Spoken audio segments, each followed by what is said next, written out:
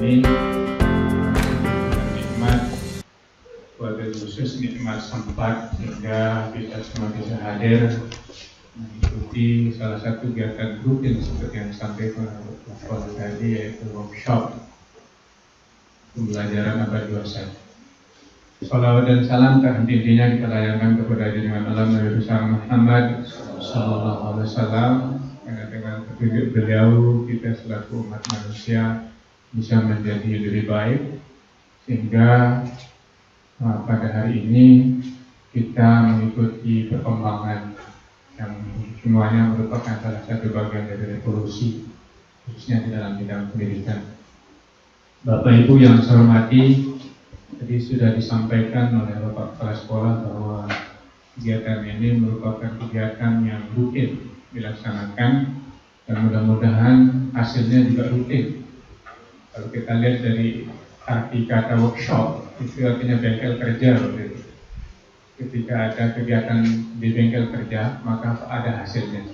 Begitu juga kegiatan ini, ketika Bapak Ibu melakukan workshop, harus ada hasilnya. Karena itu ciri-ciri dari workshop, Bapak Ibu, harus ada hasilnya. Kemudian juga yang kedua, tadi sudah disinggung, ada kegiatan yang akan dilaksanakan oleh semester genap, yaitu pelatihan atau diklat pendidikan dan pelatihan kaitannya dengan karya tulis ilmiah. Apakah itu berhubungan dengan PTK, PTS, kemudian best practice maupun tinjauan ilmiah akan dilaksanakan, dan saya sangat apresiasi pada Bapak Ibu yang akan melakukan itu, karena kalau tidak begitu maka kita bukan bagian dari revolusi, khususnya revolusi mindset yang ada. Jangan kita berpikir hal-hal lama sementara kita sudah berada di fenomena baru. Sekali lagi saya sangat apresiatif. Bapak Ibu yang saya hormati, untuk menyingkat waktu dengan memohon ridho dari Allah Subhanahu wa Ta'ala, marilah kita sama-sama membuka kegiatan workshop ini dengan melafazkan basmalah. Bismillahirrahmanirrahim. Terima kasih. Selanjutnya sedikit saya akan menguatkan apa yang ada pada spanduk banner ini, yaitu penyusunan perangkat pembelajaran abad 21.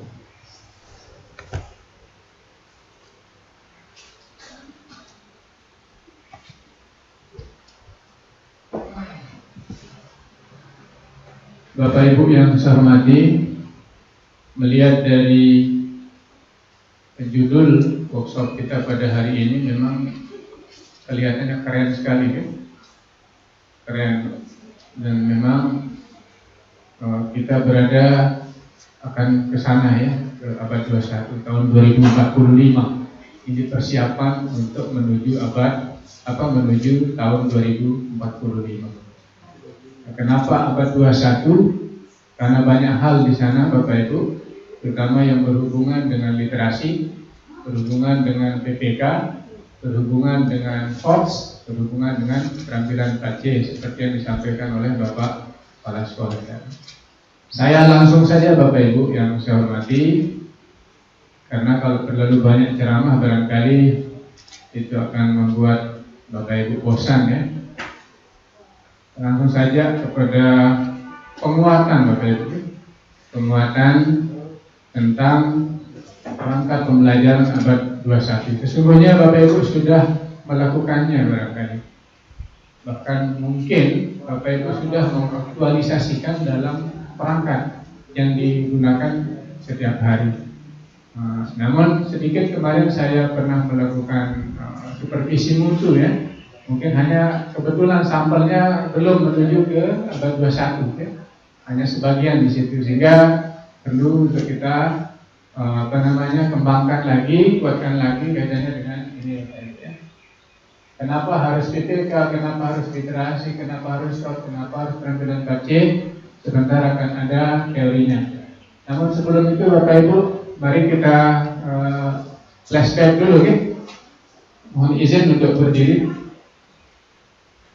Kita flashback, kita menatap ke sebelumnya bahwa berbicara tentang perangkat pembelajaran, maka kita berbicara tentang buku kerja, okay?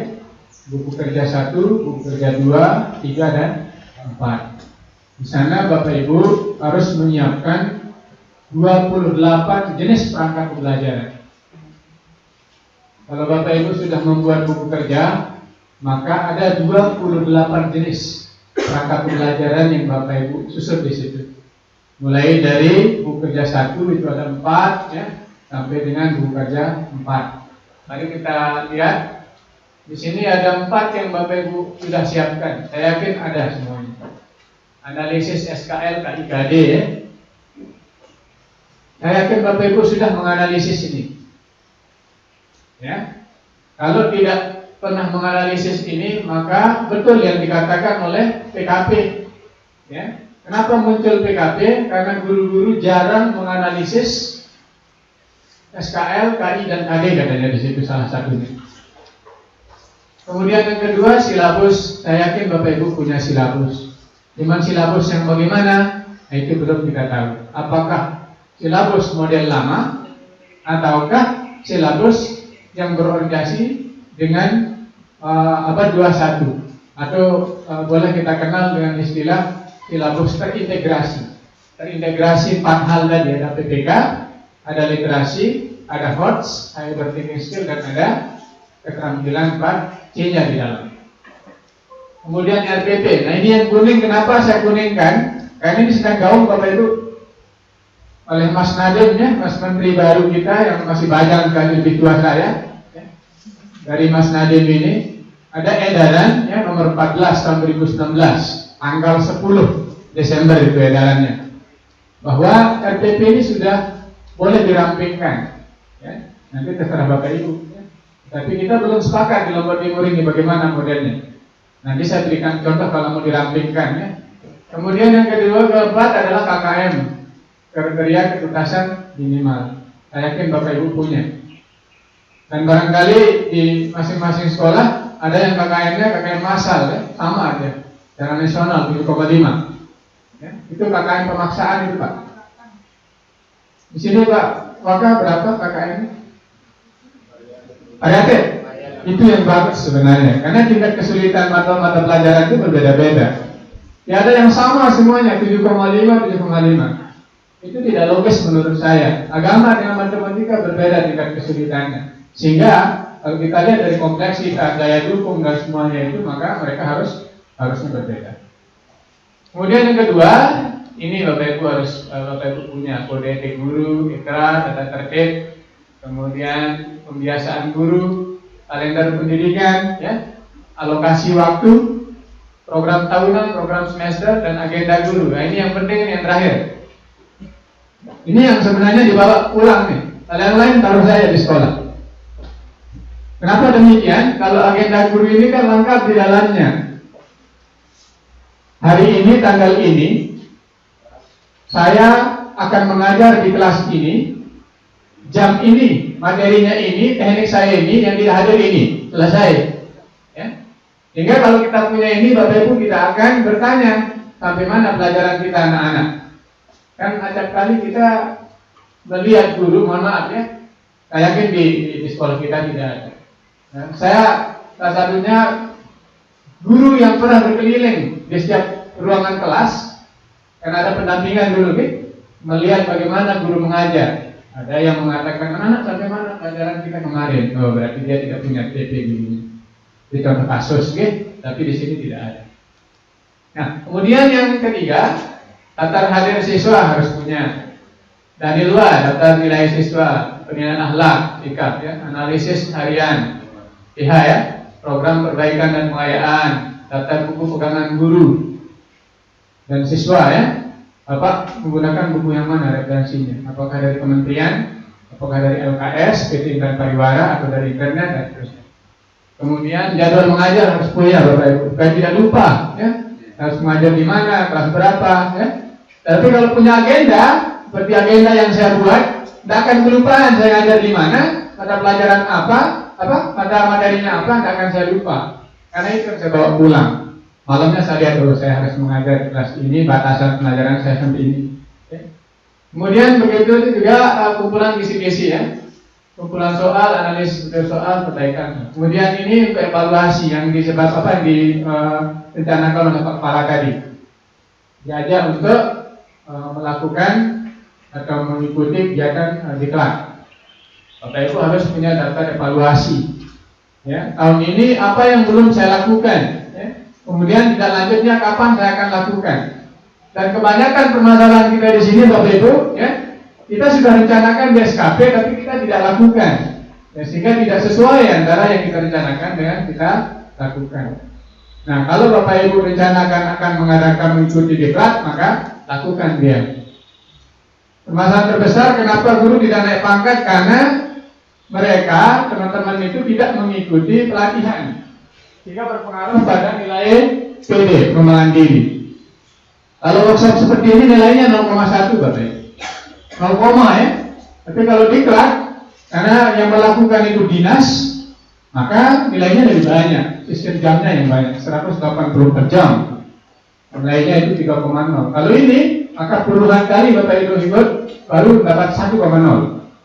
Ya. Oleh sebab itu kalau kurang PD Bapak Ibu bisa dilihat di Bapak Ibu di kolom baru Bapak Ibu, kolom tengah itu dilihat. Kalau masih kosong ikuti diklat. Ya. Kalau enggak, maka tak akan pernah naik pangkat apapun caranya, kecuali cara-cara yang tidak diinginkan. Nah, baik Bapak Ibu, kita mulai saja langsung kepada pembelajaran abad 21. Yang pertama PPK, penguatan pendidikan karakter. Kenapa harus PPK ini Bapak Ibu? Kenapa harus ada PPK di rencana kita, di pelaksanaan dan evaluasi? Karena ini Bapak Ibu, degradasi moral. Apalagi sekarang sudah masuk, mau menuju, menyongsong, ya, revolusi industri 4.1, 4.1, yaitu berhubungan dengan digital Bapak Ibu. Ya. Kemarin sudah 4.0 sampai saat ini, ya, itu sangat berpengaruh terhadap peserta didik. Dengan adanya teknologi yang maju, ya, semua bisa diakses. Hal-hal yang tidak baik juga muncul walaupun tidak diakses. Di sini perlunya PPK. Bagaimana kita menguatkan karakter anak supaya tidak terjerumus ke dalam lembah, ya, yang tidak bagus Bapak Ibu. Nah, kemudian yang kedua, ini karena PPK itu merupakan roh dari pendidikan itu, maka perlu dikembangkan lagi, dikuatkan. Jadi PPK itu, karakter itu Bapak Ibu merupakan roh dari pendidikan. Ada penelitian di Amerika oleh orang Arab bahwa keberhasilan atau kesuksesan seseorang itu ditentukan 85% itu oleh soft skill-nya, dan sisanya 15% itu oleh hard skill-nya. Apa itu soft skill? Soft skill itu kemampuan mengelola dirinya, masalah karakter di situ Bapak Ibu.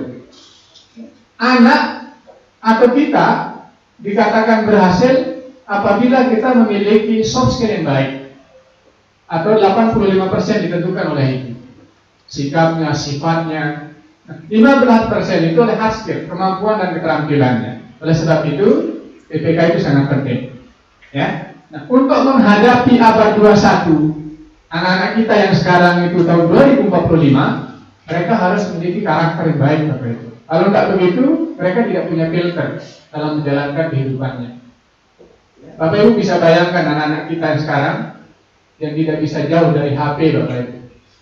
Tidak bisa jauh dari informasi-informasi yang walaupun tidak dicari muncul sendiri. Ya. Makanya mulai dari sekarang Bapak Ibu harus memunculkan karakter yang ada di dalam perangkat pembelajaran sampai dengan proses evaluasi. Ini juga merupakan nawacita ya Bapak Ibu dan arahan Presiden. Ya. Kemudian mempersiapkan generasi emas 2045. Ya. Ini abad 21 di 2045 masuk di situ. Anak-anak kita nanti pada tahun 2045 ini harus memiliki karakter yang baik. Nah, yang paling penting yang biru Bapak Ibu, memanusiakan manusia. Kan ada anak-anak kita yang sifatnya, ya, tidak sesuai dengan sifat manusia, ya. Nah, sehingga perlu kita memberikan penguatan, ya, sehingga menjadi manusia yang baik. Nah, oleh sebab itu karakter itu penting. Berikut. Ini ada 5 nilai utama yang Bapak Ibu harus munculkan di RPT. Nah, boleh Bapak Ibu pilih. Nah, misalnya di religiositas, ya. Bapak Ibu bisa pilih beriman dan bertakwa. Bapak Ibu yang pilih ini dimunculkan di mana nanti? Biasanya dimunculkan di dalam KBM, di dalam kegiatan pembelajaran, di kegiatan inti biasanya. Ya, tapi bisa juga di kegiatan awal. Misalnya Bapak Ibu mengajak anak berdoa di awal. Kira-kira nilai karakternya apa? Religius. Ya, makanya kita sering mengajak anak-anak kita untuk berdoa di awal. Ya. Anak sebelum kita belajar, kita minta ke kelas, silakan ke kelas pimpin berdoa. Itu sudah kita menguatkan karakter anak untuk menuju ke religius, ya, beriman dan bertakwa kepada Tuhan. Kemudian integritas, ini dia, nasionalis ini, toroyong ini, kemandirian ini. Bapak Ibu yang memilah nanti, tergantung mata pelajaran masing-masing mana yang cocok, dan tergantung berapa nilai butir karakter yang Bapak Ibu mampu lakukan di situ. Rancang sendiri, ya, dirancang sendiri. Nah, implementasinya seperti ini, Bapak Ibu. Jadi mulai dari kelas, ya, baru lebih luas lagi di tataran sekolah, baru ke masyarakat. Sehingga ketika sebuah karakter itu diajarkan, kemudian dibiasakan, lalu dilatih, itu akan menjadi sebuah kebiasaan. Ya. Ketika itu menjadi sebuah kebiasaan, maka menjadi karakter, dan karakter itu akan membudaya. Insya Allah anak-anak kita tahun 2025 bisa memfilter mana yang baik dan mana yang tidak baik. Kemudian literasi, Bapak Ibu. Kenapa harus literasi? Nah, ini permasalahan juga. Jadi pemerintah, ya, mengembangkan perangkat ini dengan meminta kita literasi itu ada sebab dan musababnya. Mana dia? Ini dia, Bapak Ibu. Indonesia, ya, Indonesia pada tahun 2011 berdasarkan sebuah survei, lembaga survei namanya PIRLS, Progress in International Reading Literacy Study. Ya, jadi sebuah survei yang meneliti tentang literasi Indonesia. Kita peringkat 42 dari 45 negara. Bisa dibayangkan, ya? Bisa dibayangkan, kita peringkat 42 dari 45 negara dalam bidang literasi. Lemah sekali literasi kita. Bisa dilihat juga, bahkan mungkin bisa dialami oleh Bapak Ibu. Karena kita melakukan perjalanan di bis, di pesawat, biasanya orang Indonesia itu, ya, kalau ketemu, biasanya yang ditanyakan adalah tentang, yang dibicarakan tentang anak keluarga. Kalau orang Barat itu baca deh, ya, koran, majalah, ya. Jadi mereka kelihatan literasinya dibandingkan dengan orang-orang Indonesia. Kita memiliki tingkat literasi yang sangat rendah, peringkat 42 dari 45 negara. Berarti nomor 3 dari akhir kalau nggak salah. Ya. Berikut. Pada tahun 2009, menurut PISA, Program for International Student Assessment, ini sebuah lembaga, bahwa tingkat literasi kita peringkat 57 dari 65 negara. Naik dia. Naik atau turun? Naik, angkanya turun peringkatnya. Ya. 2012 64 dari 65 negara. Semakin naik dia angkanya, peringkatnya semakin turun. 2015 64 dari 70 negara. Tetap dia turun peringkatnya karena jumlah negaranya lebih banyak. INAP, menurut INAP, Indonesian National Assessment Program, ini tahun 2016 nilai kemampuan membaca orang Indonesia itu 46,83%, artinya kurang. Nah, sehingga literasi itu perlu dibiasakan, perlu dikuatkan, khususnya di tataran sekolah oleh siswa kita dan guru. Jangan kita menyuruh anak membaca sementara kita tidak baca. Nah, ini ironis Bapak Ibu, ya. Nah, ketika Bapak kepala sekolah mengajak guru baca, maka kepala sekolah yang harus baca pertama. Ketika guru mengajak siswa, maka guru yang harus membaca pertama. Dan seterusnya, dia bertautan, ya. Mari kita coba literasi program ini untuk kita programkan setiap hari apa, ya, setiap hari apa, atau modelnya bagaimana terserah. Kemudian Bapak Ibu yang lebih tahu. Berikut Bapak Ibu, nah, dalam literasi ini ya, literasi itu dijadikan sebagai sebuah gerakan literasi nasional. Ya. Jadi ini modelnya. Ya, jadi literasi tidak hanya baca tulis saja, Bapak Ibu. Ya.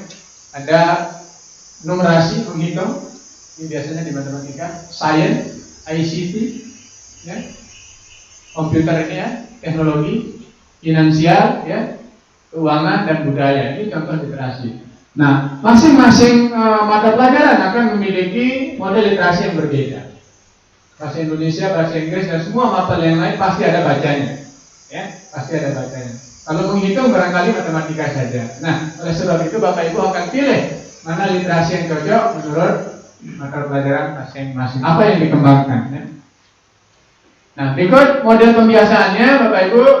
Yang Bapak Ibu lakukan 15 menit sebelum, ya, KBM itu namanya literasi pembiasaan. Ini ibarat di kuning telur ya. Ini intinya, kemudian ada luarnya, kemudian ada pengeluaran.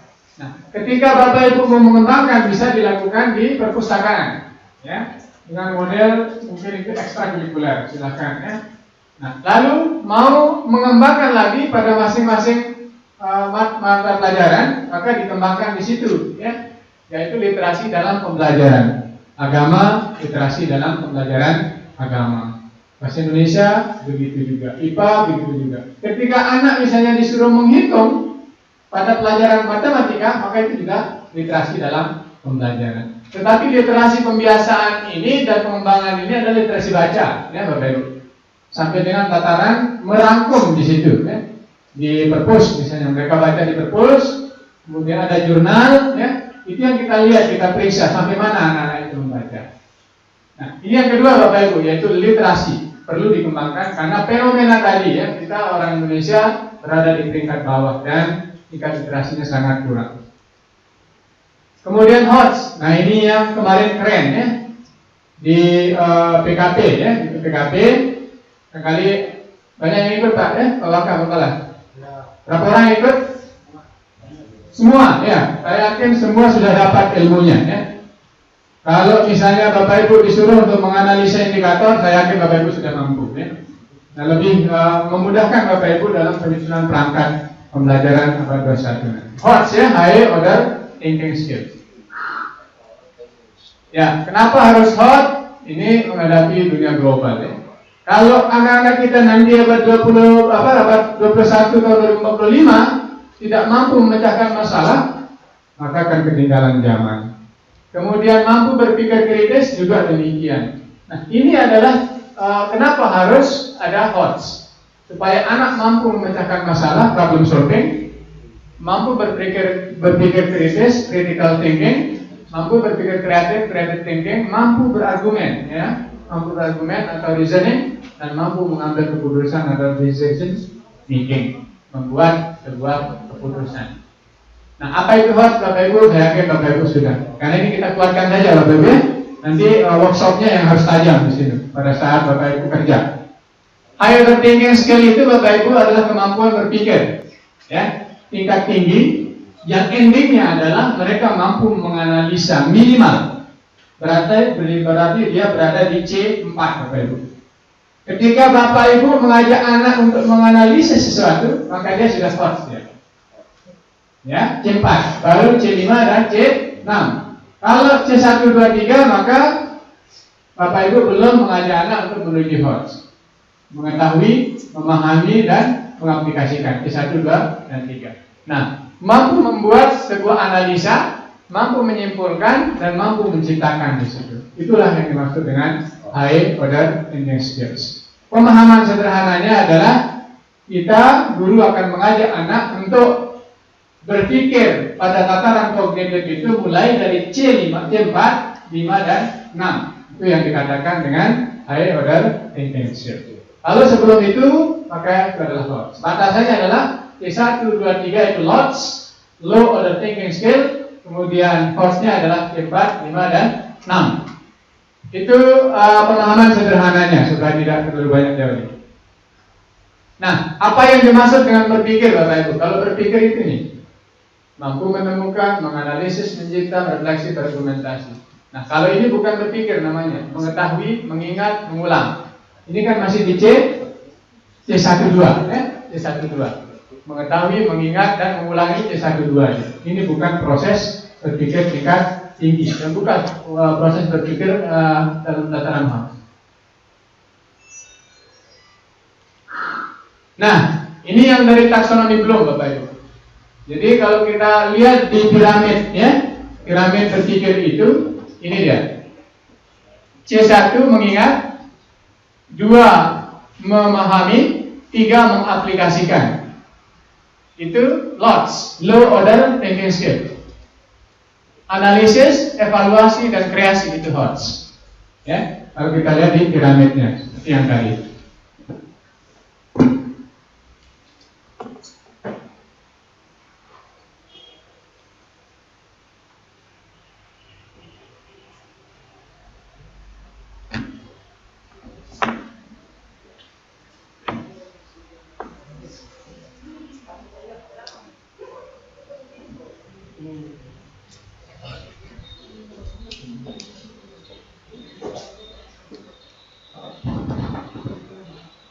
Ya, ini kalau dari sisi piramidnya, Bapak Ibu bisa lihat. C1, C2, C3 berpikir tingkat rendah, C4, C5, 6 berpikir tingkat tinggi.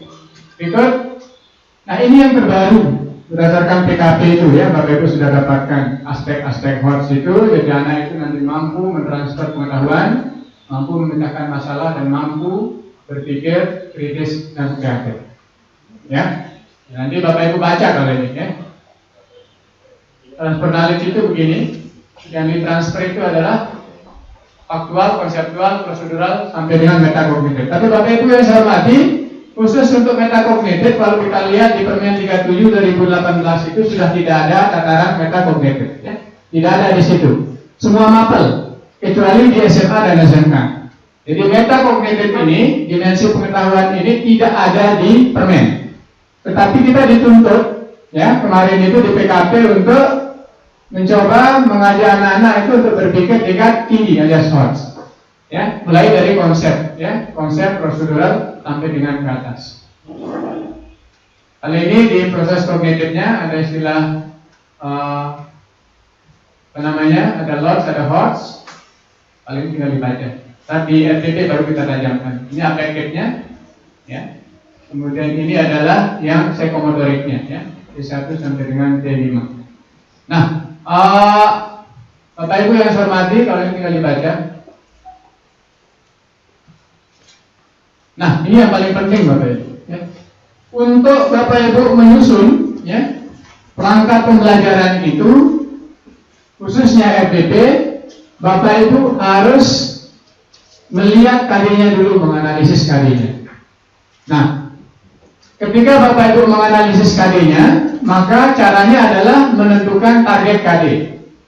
Target KD itu bahasa sederhananya membagi elemen-elemen KD, mulai dari kata kerja. Kan KD itu terdiri dari satu, kata kerjanya Bapak Ibu, ya.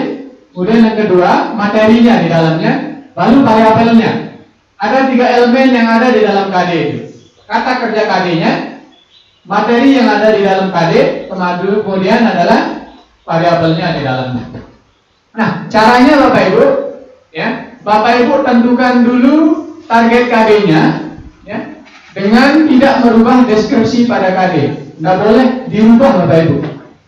KD itu bahasanya jangan dirubah, nggak boleh. Karena yang dari pusat itu tidak boleh dirubah. Yang boleh berubah dikembangkan itu mulai dari indikator, tujuan pembelajaran sampai dengan seterusnya. Nah, kemudian caranya memisahkan setiap kompetensi atau kata kerja.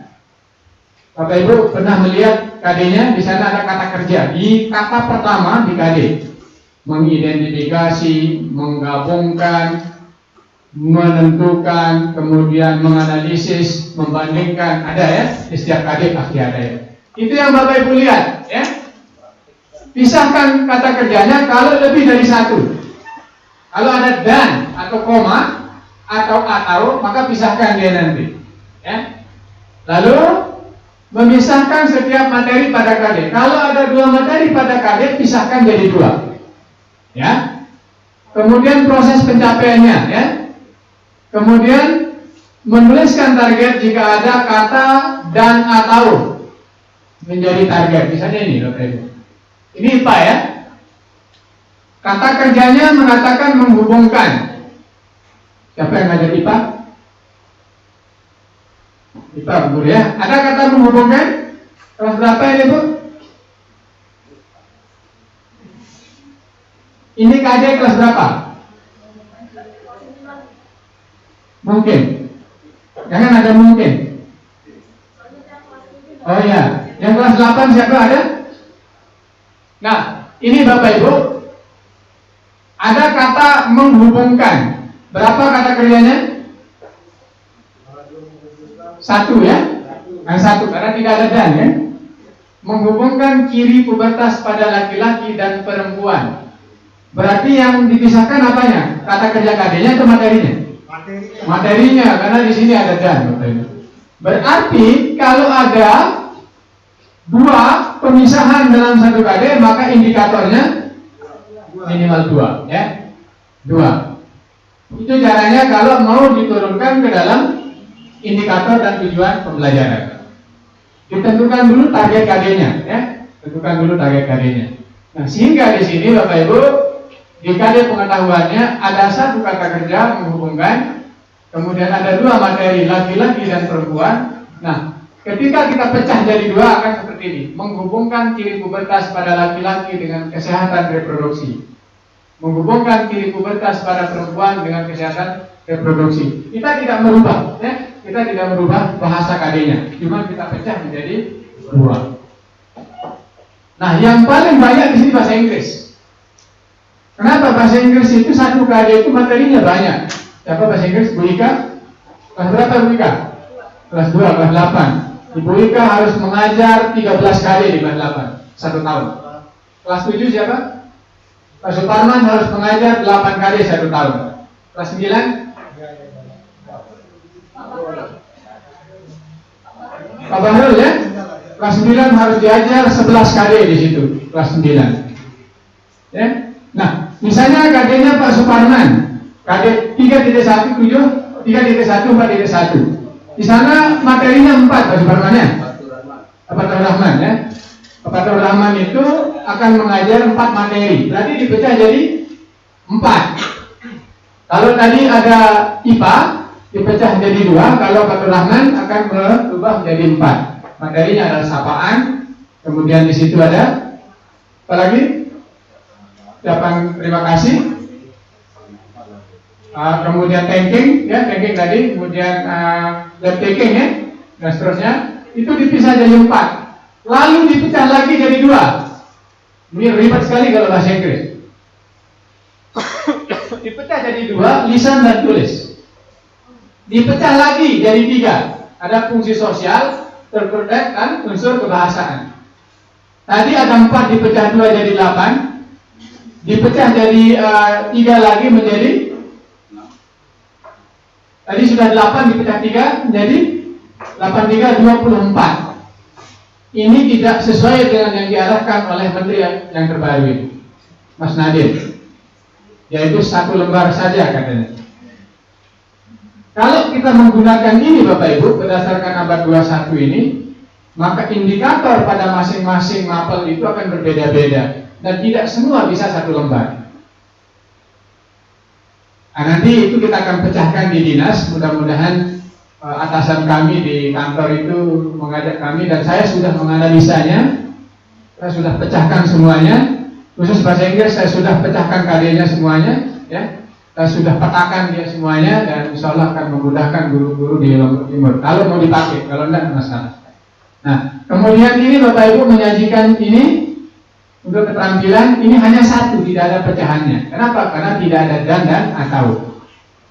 Ada koma, ada dan, ada atau, maka harus dipecahkan, ya.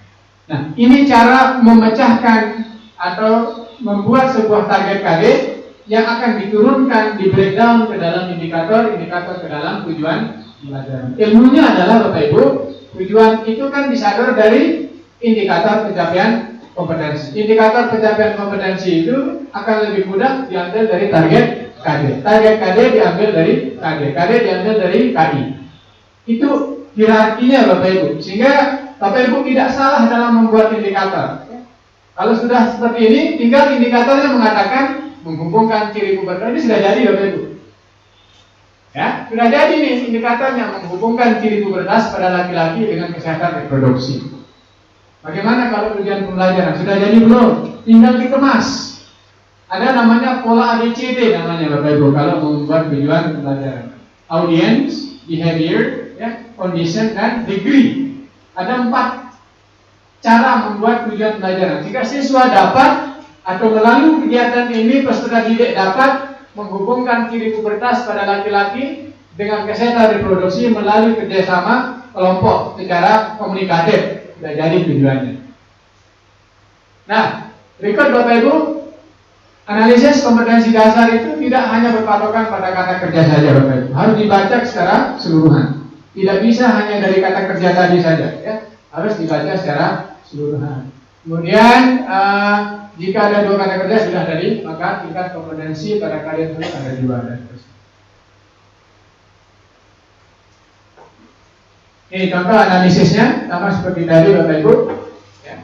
Menghubungkan, ya, kalau mau dianalisis apakah ini hoax atau tidak bisa dilihat, ya. Menghubungkan ciri pubertas pada laki-laki dan perempuan dengan kesehatan reproduksi. Menghubungkan kata kerja,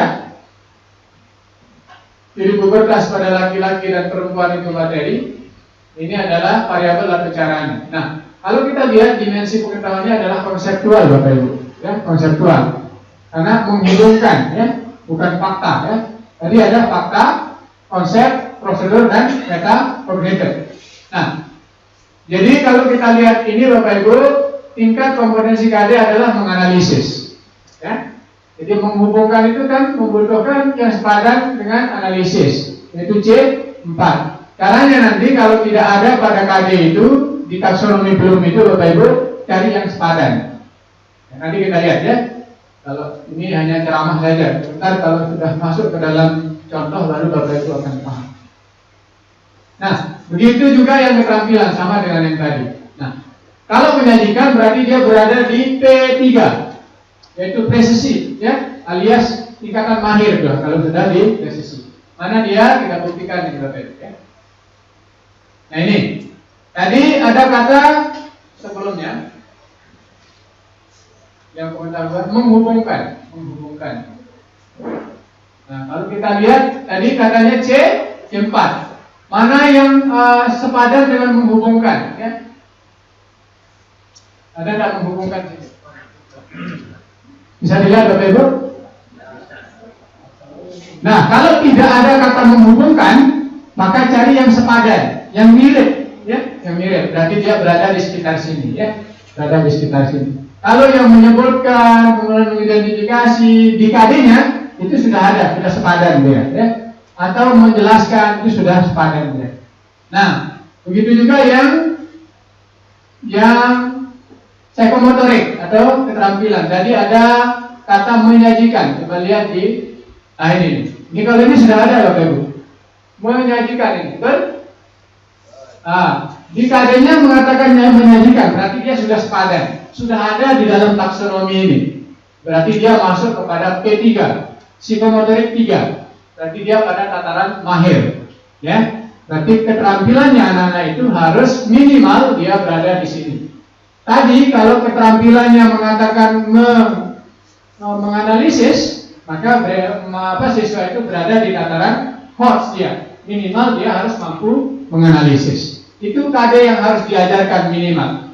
Jadi Bapak Ibu yang saya hormati, bagaimana Bapak Ibu mengajar, apa yang Bapak Ibu ajarkan tergantung KD, bukan tergantung buku. Ingat sekali lagi, hilangkan pola lama, mengajar berdasarkan menghabiskan buku. Hilangkan pola itu.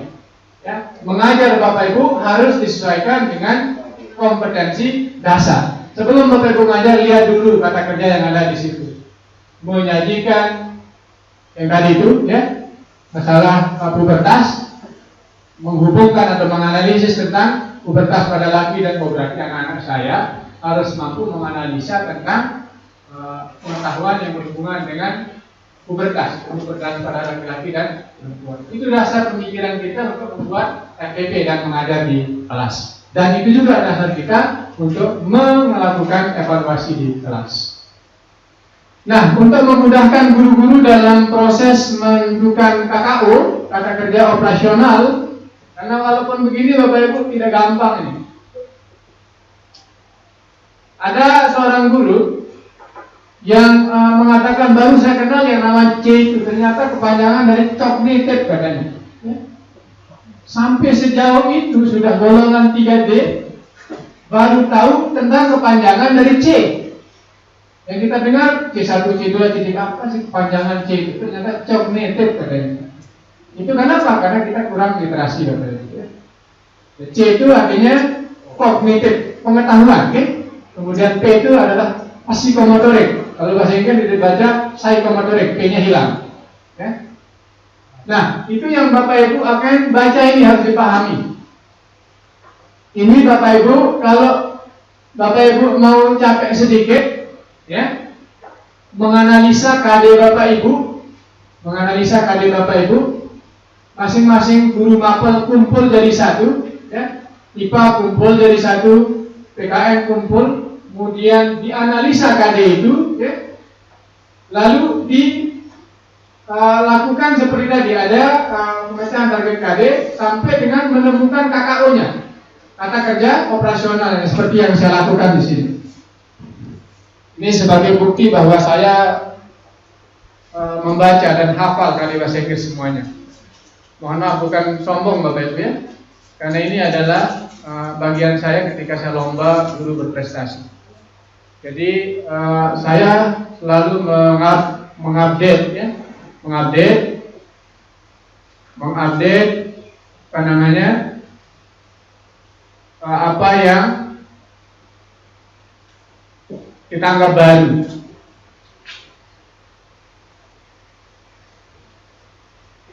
Ini contoh Bapak Ibu, mudah-mudahan bisa ditularkan di semua pelajaran ya. Jadi ini saya sudah petakan semuanya. Kalau kelas 7 itu banyaknya 8 KD, kelas 8 13 dan kelas 9 itu 11 KD. Ini sudah saya pecahkan menjadi sekian banyak elemen. Dan guru-guru nanti tinggal mengambil ini.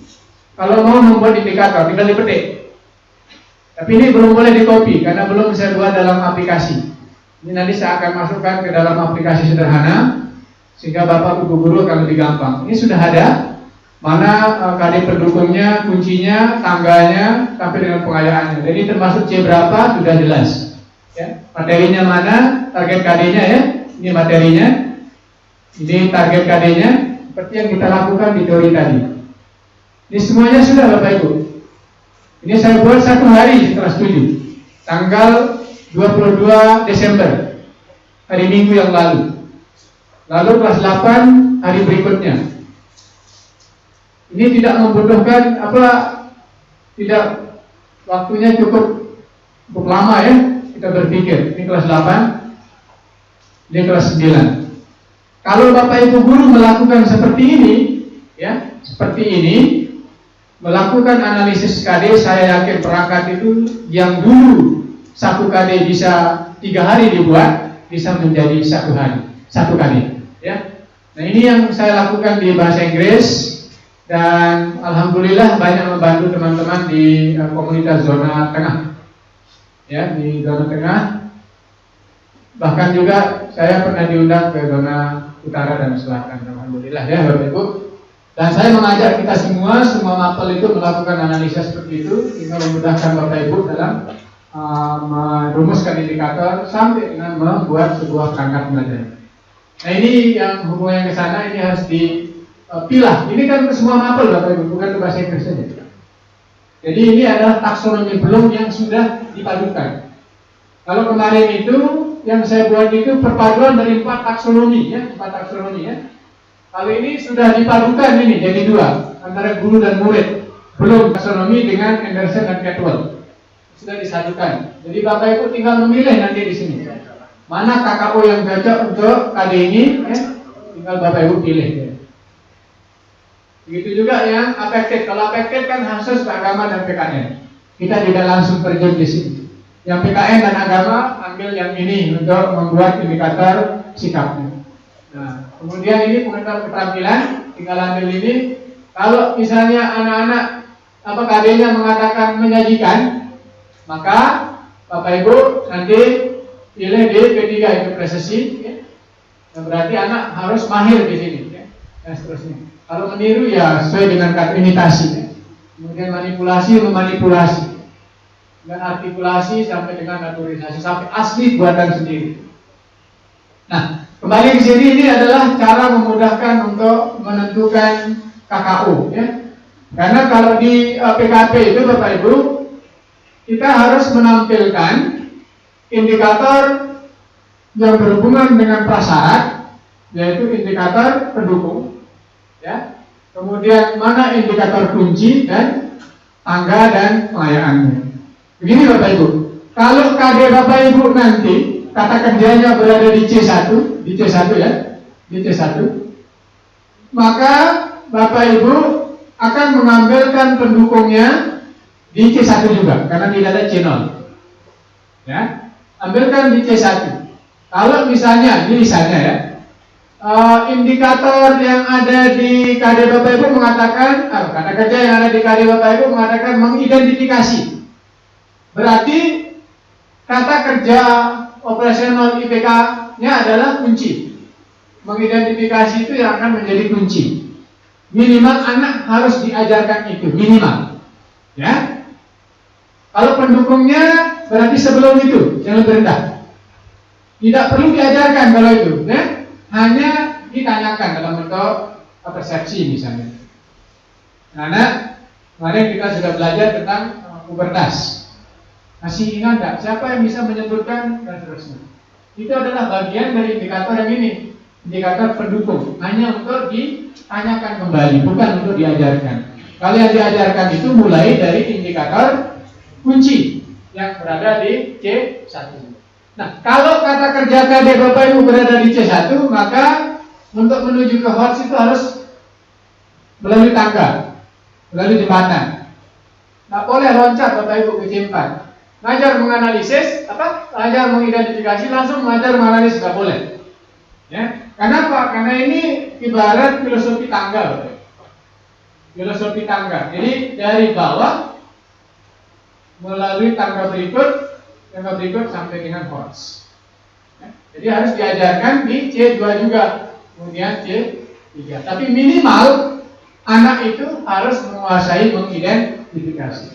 Saya berpikir tentang edaran terbaru dari Pak Menteri ini bahwa kalau kita akan membuat semua ini, maka tidak cukup satu lembar.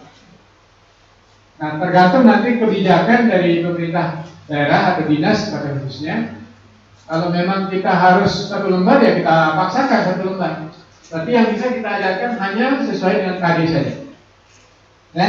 Tetapi untuk sementara kami belum ada keputusan Bapak Ibu tetapkan, ya. Kita akan membuat yang namanya perangkat terintegrasi, yaitu menuju ini yang mengacu pada abad 21. Tetapi karena kita belum berani, ya, walaupun di sana diedarkan mengatakan di poin 3 guru bebas, MGMP bebas, KKG bebas untuk membuat format sendiri. Minimal dia harus menaruh 1 identitas, 2 tujuan pembelajaran, 3 langkah-langkah pembelajaran, dan 3 penilaian. Hanya 3 poin sebenarnya yang dimasukkan di edaran terbaru. Ya, edaran nomor 14 tahun 2019, tanggal 10 Desember oleh Pak Nadiem Karimnya. Itu kalau saya lihat, saya tersenyum sendiri Bapak Ibu. Setelah saya susun ini, yang tadi itu Bapak Ibu, peta KD yang saya buat dari kelas 7 sampai kelas 9, tersenyum saya. Di mana dia berpikir kalau tujuan tiba-tiba muncul. Ya, teorinya adalah tujuan muncul ketika ada indikator. Indikator muncul ketika ada KD. KD muncul ketika ada KI. Kok tiba-tiba muncul tujuan? Berarti saya adalah orang loyal yang harus mengikuti Pak Menteri. Saya berpikir lagi, kalau begitu begini saja. Saya coba membuat ya kerangka berpikir sendiri yang belum kita tularkan kepada orang lain. KI, KD, indikator, taruh saja di silabus supaya tidak terlepas. Sehingga bagaimana dengan abad 21 terintegrasi yang 4 hal ini? Tersirat lah, karena dia bisa tersirat dalam kegiatan pembelajaran. Model bagaimana juga tersirat di situ. Alokasi waktu sudah ada di RPP. Ya. Sumber kita masukkan di dalam silabus. Nanti kita akan petakan, Bapak Ibu yang hormati, tetapkan ini dulu sambil kita menunggu apa kebijakan dari Bapak Kepala Dinas. Karena kemarin salah satu yang ditolak, salah satu kepala dinas yang ditolak karena Pak Kepala yang menolak gitu ya, menolak tentang kebijakan Merdeka Belajar ini adalah Kepala Dinas Lombok Timur. Beliau menolak katanya kaitannya dengan ujian nasional dihapus. Beliau menolak katanya Kepala Dinas kita. Kenapa? Karena hubungannya ke fasilitas dan seterusnya. Nah, tetapi di sana sudah ada edaran beliau itu yang berhubungan dengan Merdeka Belajar, berhubungan dengan UASDN, UN, dan yang ketiga adalah RTP ini, kemudian zonasi. Nanti kita akan lihat ada di slide. Nah, begitu juga yang berikutnya. Sekali lagi saya tegaskan, kalau kata kerja KD Bapak Ibu berada di C1, carikan IPK kunci atau IPK pendukung di C1 juga. Artinya lebih rendah. Semakin atas itu semakin rendah Bapak Ibu. Makin bawah semakin tinggi. Nah, kalau dia berada di C1, carikan di C1, kemudian tangganya C2, C3, baru hostnya adalah C4. Nah, kalau dia berada di C2, carikan di C1 lagi. Ya, carikan di C1, kemudian tangganya hanya C3, baru host. Nah, ini contohnya. Misalnya KD Bapak itu berada di C2, mengatakan membedakan. Berarti carikan yang lebih rendah lagi sebagai pendukung di C1. Carikan tangga yang lebih atas lagi, yaitu C3, barulah ke host, yaitu menyimpulkan. Kalau dia berada di C3, ya, berarti sudah menerapkan. Carikan dia pendukung di C2 dan C1. Lalu tidak punya tangga karena langsung ke C4. Ya, kalau dia berada di C4, kan dia sudah host nih Bapak Ibu. Kalau sudah kata kerja KD Bapak Ibu berada di C4, maka pendukungnya C1, 2, 3 tanpa tangga. Dia sudah berada di host dia. Lalu pengayanya bagaimana? Dari di C5 dan seterusnya. Boleh dua, boleh kalau mampu. Ya. Kalau anak-anak kita mampu, boleh dua pengayanya. Mau C5, C6 silahkan. Kalau mampu berpikir, ya. Kalau mampu berpikir. Itu tergantung, tidak terlepas dari kondisi anak-anak kita, sekolah kita di mana, ya, kemampuan peserta didik kita bagaimana, tidak terlepas dari itu. Oleh sebab itu RTP di Selong akan berbeda dengan Pringgebaya. RTP di Pringgebaya akan berbeda dia dengan Pringgejulang. Walaupun tadi kita sama, tetapi tingkat kesulitan KKO indikator yang akan kita rumuskan itu pasti berbeda adanya. Ya Bapak Ibu. Nah, perumusan IPK ini ketentuan perumusannya dirumuskan dari KD menggunakan kata kerja operasional. Kata kerja operasional hanya bisa diperoleh di taksonomi Bloom dan teman-temannya. Tidak bisa kita buat sendiri Bapak Ibu. Sudah ada di situ disuguhkan. Tinggal memilah dan memilih mana KKO yang cocok di setiap mapel, ya, di setiap mapel. Dirumuskan dalam kalimat yang simpel, jelas dan mudah dipahami, ya. Tidak menggunakan kata kerja bermakna ganda. Ini yang saya maksud. Kalau menteri baru ini mengajak kita satu lembar bisa saja, tapi kita keluar dari teori ini. Kita pakai koma, Bapak Ibu. Tujuan pembayarannya ada indikatornya koma. Pendek dia. Tapi kalau ke bawah 111 panjang dia. Kalau bahasa Inggris seperti yang saya katakan tadi, kelas 7/3.1.4.1, ya, itu indikatornya saja atau tujuannya saja satu lembar. Belum poin keduanya, KBM-nya, belum poin ketiganya, penilaiannya. Pasti lebih dari satu lembar. Kalau kita mau keluar dari teori ini, Bapak Ibu, maka bisa dia satu lembar. Kita pakai koma saja. Jadi saya tadi bermain-main sama Pak Kepala di sana.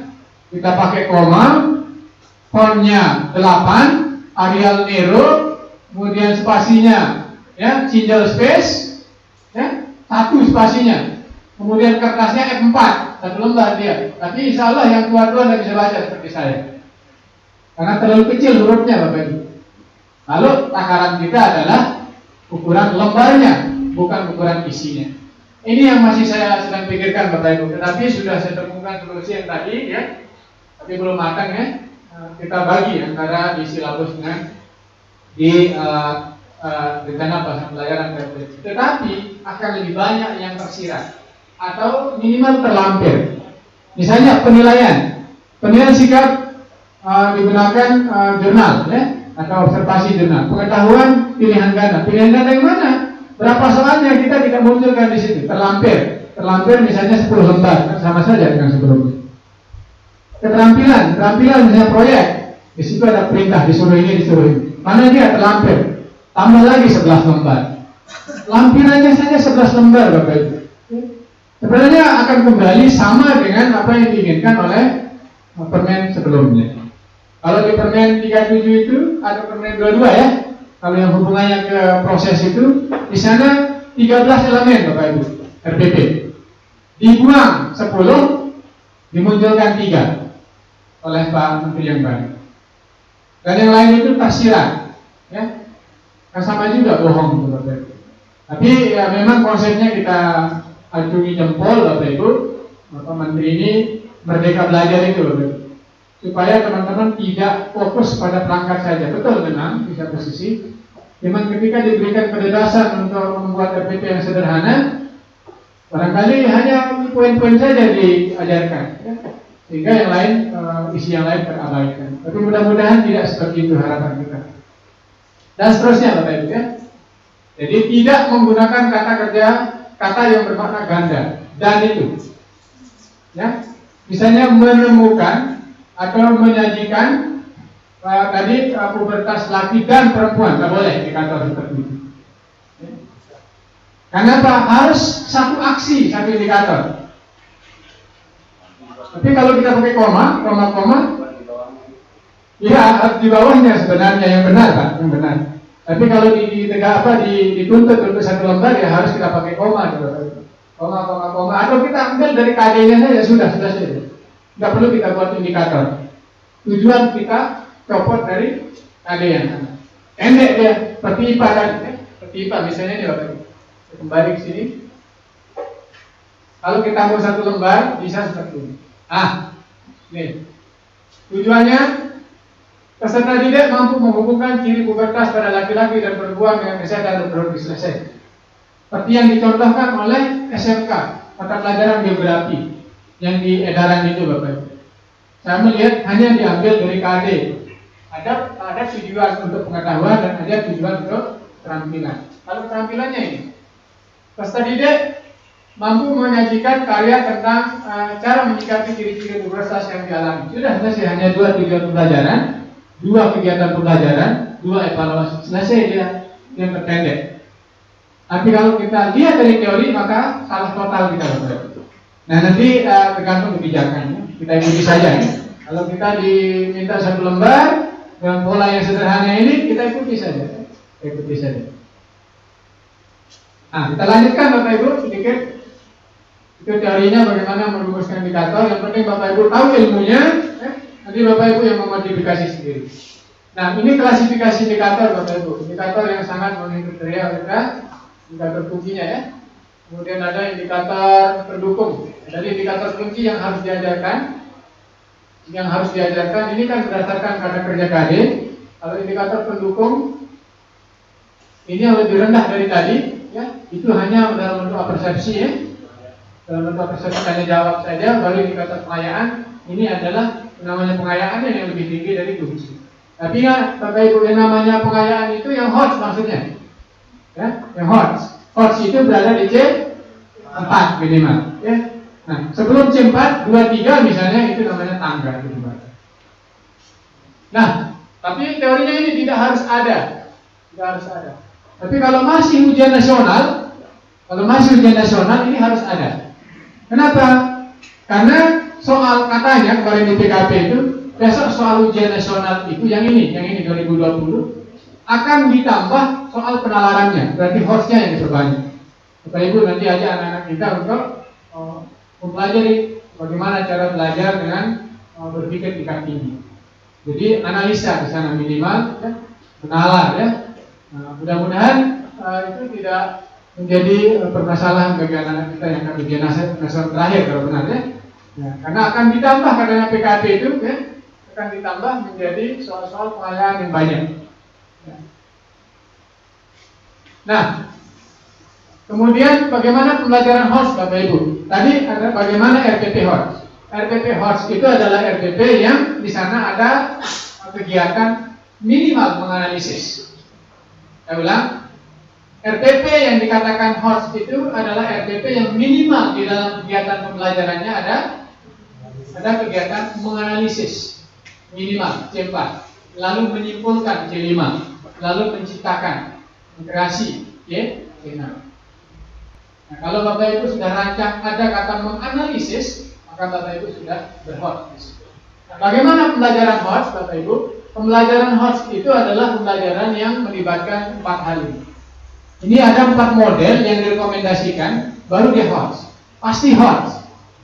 Kalau Bapak Ibu mengajar dengan inquiry discovery, pasti HORS. Di mana HORS-nya ada di langkah 3 kalau tidak salah. Ya. Nanti kalau problem base juga di dalamnya ada HORS-nya di situ. Project base juga ada HORS-nya. Scientific learning juga ada HORS-nya. Jadi Bapak Ibu kalau mau mengambil kegiatan pembelajaran yang HORS, ya, maka Bapak Ibu harus menggunakan di antara yang 4 ini. Sekarang kita buktikan Bapak Ibu. Kita buktikan yang inquiry discovery learning. Tadi sudah saya katakan di langkah 3 ya. Langkah 3 itu mengumpulkan dan menganalisis data. Berarti kalau Bapak Ibu mengajak anak menganalisa, berarti dia sudah HORS. Ditambah lagi menarik kesimpulan, berarti HORS lagi. C4, C5. Karena ada simpulan, menyimpulkan itu di C2 juga Bapak Ibu. Ingat, menyimpulkan di C2 itu menyimpulkan katakan loss, ya. Tapi kalau menyimpulkan di C4 itu menyimpulkan yang membutuhkan analisa. Kalau di C2 tidak perlu analisa, langsung bisa disimpulkan. Itu bedanya dengan menyimpulkan yang ada di C4. Kalau C4 itu harus dianalisa dulu baru bisa disimpulkan. Nah, kalau problem base ada di analisis dan evaluasi tahap 5 aja. Kalau menggunakan ini berarti perangkat Bapak Ibu dan pelajaran Bapak Ibu akan HORS ya. Kemudian project base ada di langkah terakhir evaluasi ya. Berarti Bapak Ibu sudah melakukan pembelajaran dengan HORS. Terakhir yaitu scientific ada di langkah 4 menalar alias mengasosiasi. Jadi kesimpulannya Bapak Ibu, kalau Bapak Ibu mau mengajar dengan menggunakan HORS thinking skill, maka gunakan di antara yang 4 tadi. Pilih. Ya. Ini sudah ada sintaks-sintaksnya, tinggal diikuti, tinggal dimodifikasi. Mengamati apa yang diamati, ya. Menanya apa yang ditanyakan. Mengeksplor alias mengumpulkan data, apa yang dikumpulkan. Menalar, asosiasi apa yang diasosiasi, dan mengkomunikasi. Kalau ini sudah tidak terlalu sulit ya Bapak Ibu. Scientific ini. Yang biasa ya Bapak Ibu. Tapi jangan dibayangkan scientific yang wow, ya seperti IPA. Karena IPA itu memang scientific murni. Kalau bahasa Indonesia misalnya bahasa Inggris, itu scientific biasa. Ya. Kalau IPA memang sudah murni di sana scientificnya. Karena scientific itu berasal dari IPA dia. Dari IPA. Misalnya bahasa Inggris misalnya, Inggris lagi. Ya. Kegiatan mengamati, apa yang diamati? Mengamati video, gambar. Ada orang berbicara di situ. Satu, dia sudah literasi, dia sudah mengamati. Jadi itu ada model, ada literasinya di situ. Ya. Ada PPK-nya juga gemar membaca. Jadi ada 3 hal yang terintegrasi di situ, Bapak. Kemudian menanya, anak diminta untuk bertanya. PPK-nya ada rasa ingin tahu. Ya. Jadi sebenarnya kita sudah melakukan semuanya, cuma tidak tertuang di dalam tulisan. Mau ditulis silahkan, kalau sudah apa, kalau tidak apa silahkan ditulis. Dan seterusnya Bapak, mengkomunikasi. Anak disuruh presentasi di depan, ya, menyajikan apa yang sudah dibuat. Keterampilan partinya ada di situ, komunikatif, kepala. Jadi ketika anak disuruh berkomunikasi di depan, itu sudah komunikatif. Itu adalah keterampilan partinya. Bahkan dia juga karakter, ya. Di situ ada komunikatif. Itu Bapak, ya. Nah, berikut keterampilan Pak C yang terakhir, hubungannya dengan abad 21 ini. Keterampilan Pak C itu ini Bapak. Ini untuk menyongsong abad 21 tahun 2045. Anak diminta kreatif, kalau tidak kreatif maka ketinggalan zaman. Dengan adanya perubahan ya, evolusi industri ya, 4.0, 4.0 sampai dengan 4.1 ya, 4.1. Kenapa harus begitu? Sebenarnya begini Bapak Ibu yang saya hormati. Kenapa kok tiba-tiba 4.0? Sebenarnya sebelumnya sudah ada 1.0 yang pertama. Ketika ada mesin uap dulu namanya evolusi industri 1.0. Kemudian yang kedua ada mobil sederhana kayak roda sepeda itu sudah 2.0. Kemudian ada komputer yang besar itu 3.0. Kemudian muncul digital ya, muncul HP itu 4.0. Nah, yang sering dilakukan ini di sekolah kita ini, mohon maaf yang saya hormati Bapak Ibu, saya tetap mengikuti perkembangan di WA ya. Selalu ikut karena saya ikut di anggota tapi tidak pernah respon. Saya baca ternyata aktif semua informasi melalui semua itu melalui WA. Salah satu contoh ya revolusi industri 4.0 itu ya melalui kembangan komunikasi internet ya WA termasuk di situ WhatsApp ya. Itu adalah contohnya kita sudah melakukan mengaplikasikan revolusi industri 4.0 ya. Walaupun tidak semua, walaupun banyak yang belum juga, tapi SMP 3 Pringgebaya ini aktif saya lihat ya. Aktif saya lihat walaupun tidak pernah respon ya. Yang main-main sering saya lihat juga di situ, itu bagian dari ya, apa-apa. Tapi kalau bisa kalau khususkan deh kalau mau ada WhatsApp untuk main-main dan ada WhatsApp untuk diskusi. Nah itu lebih bagus sehingga terkontrol. Nanti dibuat grup untuk membuang kepenatan kalau bahasa Malaysia ya. Ada joke-joke di situ dan kita butuh adanya. Bukan berarti tidak boleh bermain, tidak, supaya terkontrol. Siapa tahu nanti ada ilmu-ilmu yang ditransfer kayak kemarin ada Pak ya disampaikan di situ. Ilmu itu penting ya, ilmu Pak itu penting karena dia semua paham kan. Jadi khusus grup tempat yang mencari ilmu-ilmu di sana. Nah, tinggal dibuatkan grup-grup khusus. Nah, khusus grup di SMP 3 Pringgebaya untuk ilmuwan. Kemudian critical thinking, anak-anak tidak akan mampu menghadapi revolusi industri 4.1 ya, ketika dia tidak menjadi anak yang kritis dalam berpikir. Kenapa? Karena semua sudah diganti dengan teknologi. Kalau dulu otot ya diganti dengan mesin, mulai dari 1.0. Kan itu mesin uap sudah diganti, tapi ada kelemahannya diganti lagi, sampai sekarang itu ada digital. Bahkan ekonomi itu harus bentuk berbasis digital kata Menko ya. Nah, kemudian kolaboratif. Kalau anak-anak kita tidak mampu memiliki hubungan yang dalam bentuk kolaboratif, kerjasama, keterampilan kolaboratif, kerjasama satu sama lain, maka mereka akan ketinggalan zaman atau diam-diam di tempat. Jadi, anak itu dituntut untuk mampu berkolaborasi satu sama lain. Berikut komunikatif. Kalau tidak mampu berkomunikasi baik lisan maupun tulisan, Bapak Ibu, maka juga anak kita akan ketinggalan zaman. Karena kita harus melatih anak kita untuk mampu berkomunikasi secara lisan maupun secara tulisan. Karena ada anak yang pintar berkomunikasi tidak mampu menulis, dan tidak sedikit anak-anak yang hebat menulisnya tapi diam, ya, berpaku seperti itu. Dan Bapak Ibu saya yakin akan mengacu ke sini nanti pada saat ikut kegiatan diklat. Bapak Ibu akan dituntut mampu berkomunikasi secara tulisan. Bagaimana membuat PTK dan seterusnya. Ya PTK yang sesuai dengan kemampuan kita masing-masing. Syarat PTK itu ada bab 1 sampai dengan bab 5 diseminarkan selesai. Masalah isi urusan tim penilaian, insya Allah akan diterima. Ikut. Nah inilah yang akan diintegrasikan dalam perangkat itu. Di sana ada unsur PTK, ada literasinya, ada hotsnya, ada keterampilan praktik. Bagaimana modelnya Bapak Ibu? Yang sudah saya buat dulu, ini sudah lama sebenarnya di bahasa Inggris. Saya sudah buat contohnya, ini bahasa Inggris Bapak Ibu. Tapi tidak akan jauh beda, karena permen kita sama.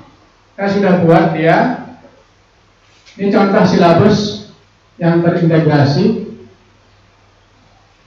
Yang pertama kali memasukkan 4 hal ini ke dalam silabus adalah saya.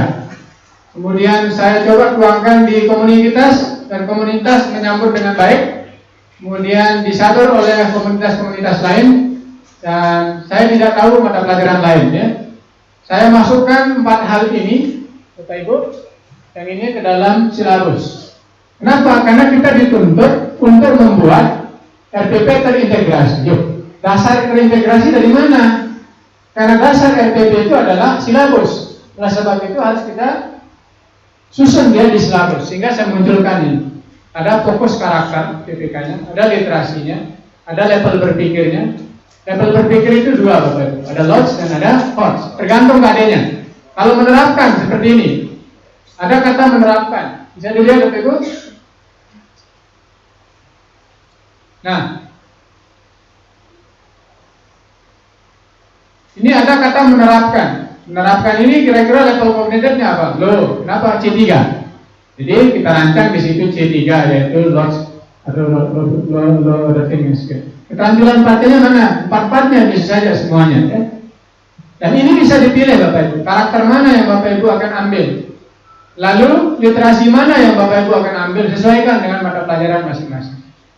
Kalau misalnya bahasa Indonesia, bahasa Inggris, membaca, menulis, melihat video, kalau saya pikir semua bisa. Melihat gambar juga semua sama. Digital ya. Dan seterusnya. Apalagi sekarang di SMP 5 ya, sedang workshop tentang pengembangan pembelajaran tentang Google Classroom. Itu sudah bagus sekali Bapak Ibu. Nah, oleh sebab itu sebelum Bapak Ibu merancang RPP terintegrasi, maka harus dibuat di silabus. Kemudian contoh yang RPP terintegrasi,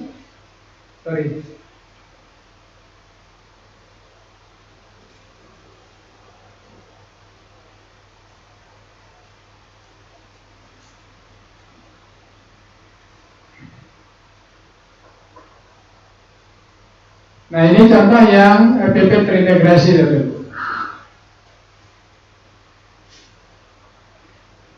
Nah ini disadur dari silabus ya, disadur dari silabus.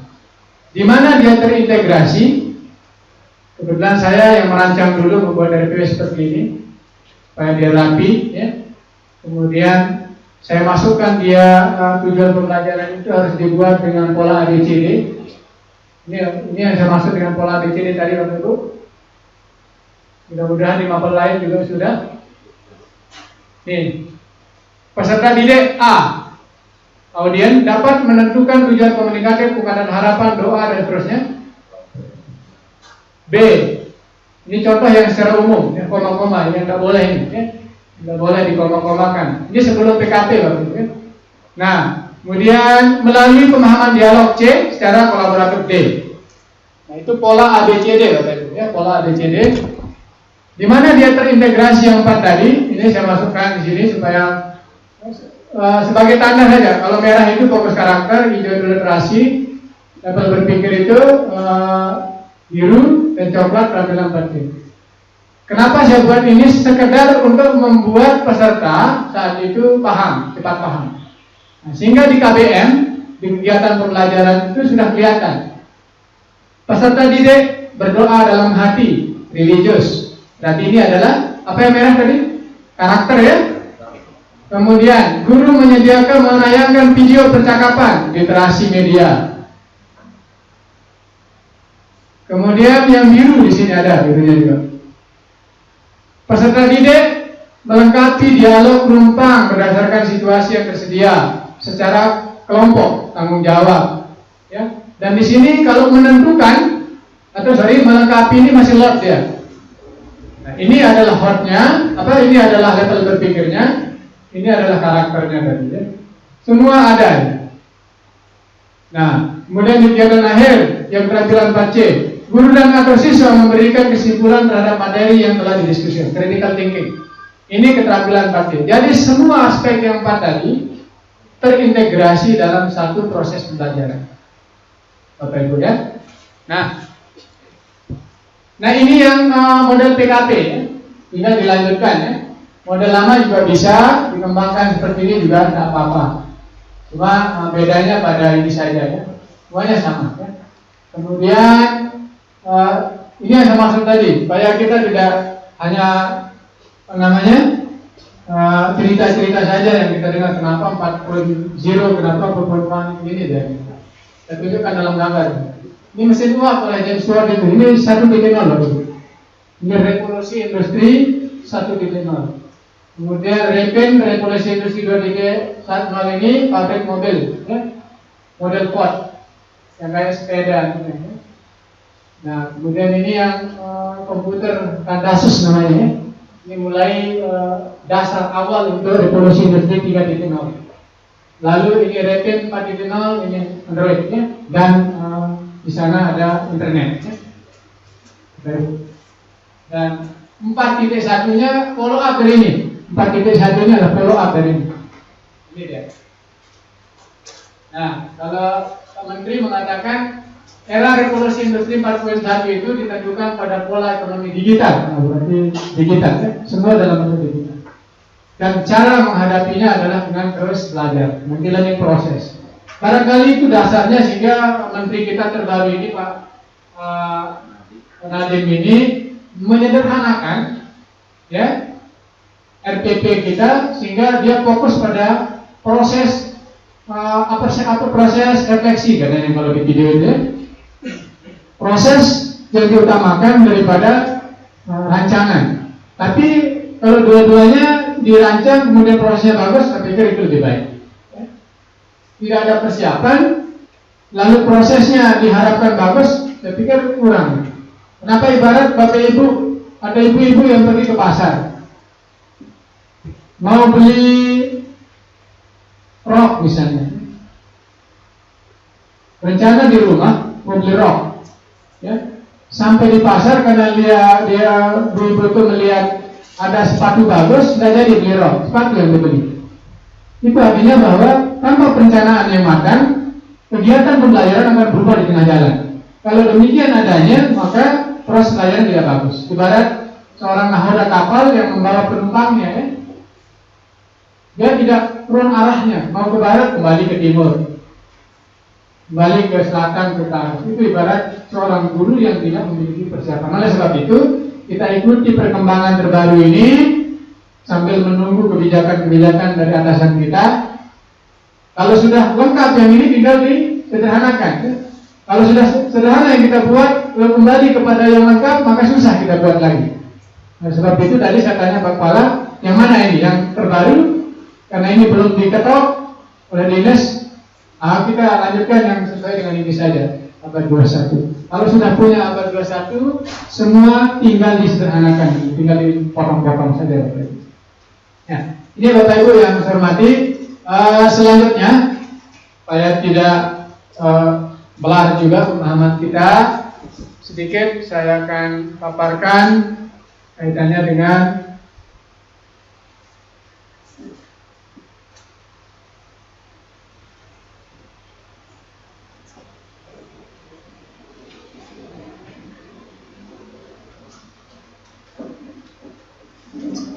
edaran Menteri Pendidikan, ya Bapak Ibu, supaya kita tidak hanya melihat dari media. Ini dasarnya barangkali Merdeka Belajar itu. Jadi Pak Menteri mengatakan ini Merdeka Belajar. Jadi kalau menurut dia, merdeka yang terkontrol, ya. Kalau merdeka yang tidak terkontrol itu bebas namanya. Sehingga ketika Bapak Ibu menyusun RPP terbaru nanti, ya, setelah abad 21 ini, Bapak Ibu harus mengontrol dia sesuai dengan isi. Jangan sampai RPP-nya disusun tapi isinya tidak ada. Ya. Inilah kebijakan pokok terbaru, ya, kaitannya dengan Merdeka Belajar tadi. Ada UASBN itu pun RPP dengan PPDB. Ini yang disederhanakan. Ya. Konon begini modelnya, ya. Situasi saat ini, arahan kebijakan baru, ini perubahannya. Semangat Undang-Undang Sekdisnas adalah memberikan keluasan bagi sekolah untuk menentukan kelulusan. Namun OSBN membatasi penerapan hal ini, sehingga tahun 2020 OSBN akan diganti dengan ujian atau asesmen yang diselenggarakan hanya sekolah. Kalau kemarin kan ada ikut campur nasional ya waktu itu, ada separuh soal dari pusat. Kali ini diberikan keleluasan. Ujian untuk menilai kompetensi siswa dapat dilakukan dalam bentuk tes tulis dan atau bentuk penilaian lain yang lebih komprehensif seperti portofolio dan penugasan. Cuman saya tidak percaya kalau akan diberikan tugas di rumah, ya, tidak akan mewakili kompetensinya. Kenapa? Karena disuruh orang tuanya yang kerjakan, keluarganya, kakaknya dan seterusnya. Kalau pengerjaan tugas ini di sekolah, saya setuju. Oleh sebab itu, Bapak Ibu kalau memberikan tugas itu, kalau mau lihat kemampuan anak, berikan saja di sekolah. Kemudian ada karya tulis, ya. Kemudian ini Bapak Ibu, kurikulum 2013 adalah kurikulum yang berbasis kompetensi.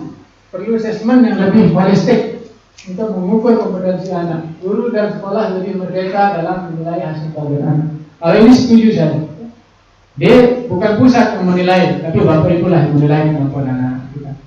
Tapi ingat bahwa ketika dievaluasi atau di-assess oleh guru, tingkat subjektivitasnya tinggi. Kecuali kita komit bahwa tingkat subjektivitas itu diganti dengan objektivitas. Dan seterusnya, Bapak Ibu. Ini dia, ya. Masih ada nih arahan kebijakan, ada literasi, ada numerasi, ada karakter, masih. Yang tidak melepaskan dari itu yang sudah kita bicarakan di awal. Nah, kemudian guru diarahkan untuk mengikuti format RPP secara kaku. Kalau dulu kan sebenarnya tidak kaku amat, Bapak Ibu. Ya, kan RPP kita antara mapel yang satu dengan yang lain itu beda-beda formatnya. Yang jelas mereka menggunakan unsur atau elemen yang sama, yang 13 Bapak Ibu ya, 13 elemen di Permen 22. Nah, sekarang guru secara bebas dapat memilih, membuat, menggunakan dan mengembangkan format pembelajaran. Boleh ya, silahkan nanti ya. Yang penting menuju ke abad 21. Ada karakternya, ada literasinya, ada horse-nya dan ada keterampilan 4C-nya. Kalau tidak itu maka akan bebas kita membuat yang tanpa sesuai dengan keinginan ya pemerintah di abad 21 tahun 2025. Ini yang saya belum bisa bayangkan. Barangkali di mapel-mapel tertentu bisa. Ya. RPP memiliki terlalu banyak komponen. Guru diminta untuk menulis dengan sangat rinci. Satu dokumen RPP bisa mencapai lebih dari 20 halaman. Kan itu dengan lampirannya. Ya, dengan lampirannya. Sekarang 3 komponen inti saja. Ya. Tujuan, kegiatan, assessment. Dari mana tujuan? Wallahu a'lam bishawab. Kita tahu kita. Nah, tetapi kalau kita rancang seperti tadi, harus ada silabusnya. Ya, harus ada silabusnya dulu. Ya. 1 halaman cukup. Ya, kalau bisa 1 halaman dicukup-cukupkan saja. Nah, nanti kalau sudah kemarin saya satu-satunya pengawas yang coba menanya di dinas karena peduli dengan adanya POM ini. Karena banyak teman-teman guru yang yang kebingungan dengan format terbaru ini. Cuman saya tidak berani untuk memberikan pendapat kepada teman-teman senior saya. Karena saya 1 pengawas baru, 2 pengawas paling muda, Bapak Ibu. Ya, pengawas paling muda di sana. Noak rasanya kalau saya punya sesuatu lalu saya acungkan tangan ini. Tidak ya, saya menunggu dulu. Hanya bertanya, bagaimana dengan yang begini? Nah, mudah-mudahan nanti ada solusi. Saya dengar bahwa akan ada pertemuan pengawas di lesehan katanya. Kalau lebih baik ya sambil makan kan. Mudah-mudahan ini yang ditajamkan. Dan insya Allah saya akan terlibat di sini. Dan kalau sudah, nanti melalui binaan-binaan saya akan tularkan semuanya. Kita akan perbaharui nanti sedikit demi sedikit kaitannya dengan perangkat pelajaran ini. Nah, kemudian berikut penulisan RPP menghabiskan banyak waktu guru, betul, ya, betul sekali. Yang saya rasakan dulu 1 KD saya coba itu 3 hari. Ya, kalau kelas 9 11 KD maka 11 hari. Ya, Bapak Ibu. Tetapi setelah saya buat pemetaan seperti tadi, 3 kali 11 ya, 33. Setelah saya buat pemetaan itu berubah menjadi 1 kali 1 hari. Ya. Nah, sekarang penulisan RDP dilakukan dengan efisien dan efektif sehingga guru memiliki lebih banyak waktu untuk mempersiapkan, mengevaluasi proses belajar itu sendiri. Kalau benar akan lebih bagus Bapak Ibu. RDP-nya tajam, prosesnya yang lebih banyak. Jangan-jangan nanti RDP-nya tajam, pembelajaran juga tajam. Tidak ada pengembangannya. Itu yang kita khawatirkan. Kalau guru tidak kreatif, akan sebatas RDP yang 1 lembar itu saja. Bahkan ujung-ujungnya, endingnya nanti RDP-nya mana? RDP-nya di otak. Ya, paling sederhana RDP-nya di laptop. Seperti itu nanti kondisinya. Nah, itu yang kita tidak harapkan. Insya Allah di SMP 3 Tinggi Bayu ini tidak akan seperti itu. Dan seterusnya nanti bisa dibaca. Ini edaran dulu Bapak Ibu ya. Saya buat dalam bentuk PowerPoint saja. Ya. Ini Menteri Pendidikan dan Kebudayaan Republik Indonesia nomor 14 tahun 2019. Penyederhanaan. Jadi tidak ada penyederhanaan silabus. Tolong diingat Bapak Ibu ya, yang disederhanakan RDP saja. Oleh sebab itu silabus itu kan kita punya silabus dari pemerintah hanya 3 kolom. Pernah dilihat Bapak Ibu? Ya, itu draft silabus namanya. Ada kolom KD, ada kolom materi pembelajaran, dan ada kolom kegiatan pembelajaran secara umum. Nah, nanti ditambah di sana ada indikator dan seterusnya. Apa katanya yang pertama?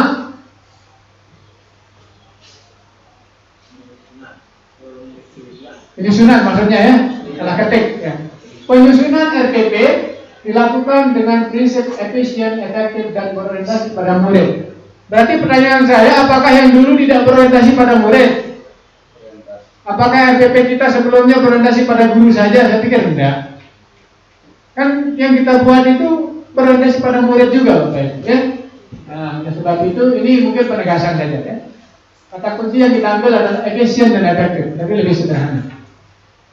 Bahwa dari 13 komponen RDP pada Permen 22 itu disederhanakan menjadi 3 saja. 1. Tujuan pembelajaran. 2. Langkah-langkah kegiatan pembelajaran dan penilaian pembelajaran asesmen yang wajib dilaksanakan oleh guru. Sedangkan komponen lainnya bersifat pelengkap.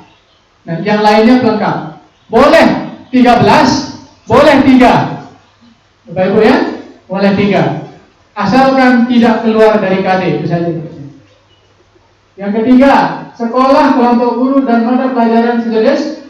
Dalam sekolah, kelompok guru, kerja, KGM, BP, dan individu guru, Bapak Ibu sendiri, bebas memilih, membuat, menggunakan, dan mengembangkan format RDP secara mandiri untuk sebesar misalnya untuk keberhasilan murid. Mudah-mudahan. Kalau begini, maka kita akan memiliki RDP yang variatif. Oleh sebab itu dinas harus memiliki komitmen untuk membuat semua awet-awet yang baku, sehingga kita memiliki form yang mirip, yang jelas, sesuai dengan tidak memberatkan guru itu sendiri. Yang keempat, Bapak Ibu, adapun RDP yang telah dibuat, nah ini poin 4 ini dapat digunakan dan dapat disesuaikan dengan ketentuan yang ada pada poin 1, 2, dan 3. Nah, itu artinya bahwa Bapak Ibu bisa menggunakan ini ya, bisa menggunakan ini juga. Tanggal 10 Desember mulai Pak. Nah, ini yang saya coba rancang ya. Tapi untuk tidak dipakai sekarang, sebelum ada petunjuk dari dinas, saya tidak berani. Sekedar ide-ide saya sendiri saja ya. Ini yang saya maksud. Saya akan sederhanakan formnya seperti ini. KI-nya tetap.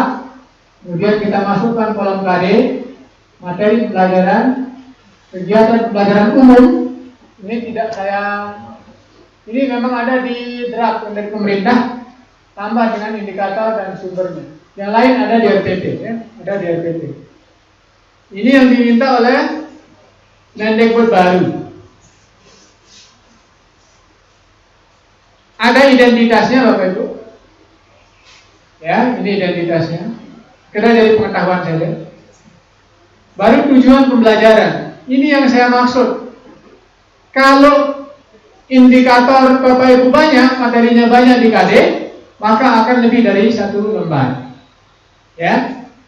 Lalu kegiatan pembelajaran. Ingat harus ada kegiatan awal, inti, dan akhir. Nah, di sini Bapak Ibu, ketika Bapak Ibu membuat tujuan harus disesuaikan dengan IPK, indikator pencapaian kompetensi. Baru langkah-langkah pembelajarannya di kegiatan inti harus disesuaikan dengan model pembelajaran. Bisa mengambil di antara yang 4 tadi. Dan ada kegiatan penutup, ada penilaian, sikap pakai apa, penilaian pengetahuan pakai apa, keterampilan pakai apa, baru legitimasinya ya. Ada Bapak Ibu dan ada kepala sekolah. Nah, saya pikir ini Bapak Ibu ya. Nah, kaitannya dengan penilaian, saya pikir sama dengan yang tadi ya. Bapak Ibu sudah diberikan di PKP juga, modelnya sama. Yang penting poinnya tadi terintegrasi, ada 4 hal tadi. Ya. Kalau mau filenya silahkan nanti Pak Wakakur ya, saya kasih filenya semuanya. Di sini ada contoh RPP terintegrasi, ya, kemudian silabus terintegrasi. Bahkan kalau mau juga di sini ada bahan panduannya, ada buku HOTS-nya, ya, ada pembelajaran HOT, kemudian ini ada edaran Mendikbud, kemudian ada model pembelajaran ini Bapak Ibu. Selain yang 4 ini saya sudah kopikan, ada 45 metode ya, yang bisa Bapak Ibu ambil ya. Ada juga 7 metode dan ada 45 metode yang bisa dibaca sebagai bahan untuk menyusun perangkat pembelajaran di samping yang 4 ini. Ini Menteri Permen sebagai bahan pengetahuan kita. Kemudian ada video pembelajaran, tapi contohnya hanya IPA dan bahasa Inggris saja yang ada. Bagaimana model pelajaran yang HOTS. Lalu ini KKO kombinasi Bapak Ibu ya, yang terbaru. Saya tegaskan Bapak Ibu, yang bertambah, yang berubah adalah di kaitannya dengan psikomotorik. Ini nambah ya. Kalau dulu sampai dengan P4 ya Bapak Ibu. Sekarang nambah dia 1 nih, ini tambahannya. Ternyata KKO ini adalah gabungan antara taksonomi Bloom dengan taksonomi yang ada di Anderson dan Caldwell itu. Ya, kalau dulu yang kita tahu ya, ini P-nya psikomotoriknya sampai 4. Sekarang sudah sampai 5. Afektif tidak berubah. Yang ini digabung. Nah, saya jelaskan sedikit supaya tidak timpang di dalam memilih KKO nanti. Ada membandingkan yang 2. Nih, di C2 dan C5. Ini Bapak Ibu, membandingkan C2, membandingkan C5. Jadi kalau membandingkan yang C2 ini hanya paham, langsung bisa dibandingkan. Tapi kalau di sini dia butuh analisa dan mengevaluasi, baru bisa dibandingkan. Kemudian ada yang menjelaskan juga sama, menganalisis, menyimpulkan. Ada menyimpulkan.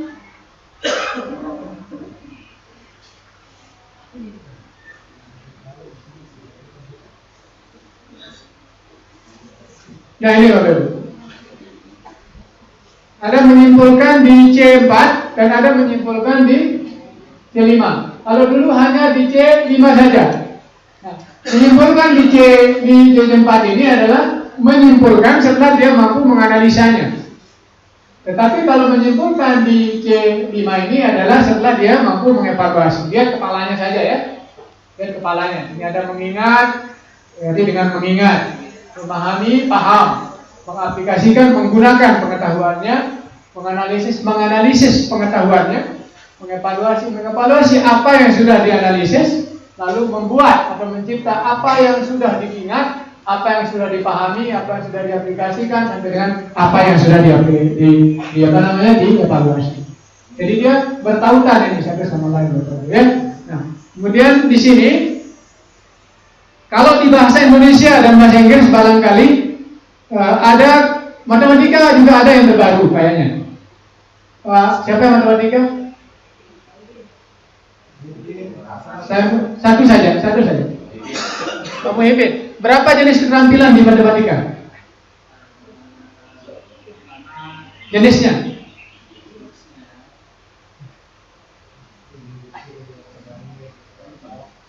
Atau tidak ingat? Ya. Oke, di bahasa Inggris, bahasa Indonesia atau mata pelajaran lain ada 2 jenis keterampilan Bapak Ibu. Pertama keterampilan abstrak, dan keterampilan konkret. Nah, kalau keterampilan abstrak jangan cari di sini KKU-nya, jangan cari di ini. Saya ulang, keterampilan abstrak jangan cari di psikomotorik, tapi dia ada di kognitif, di pengetahuan cari KKU-nya di sini. Oke, Bapak Ibu?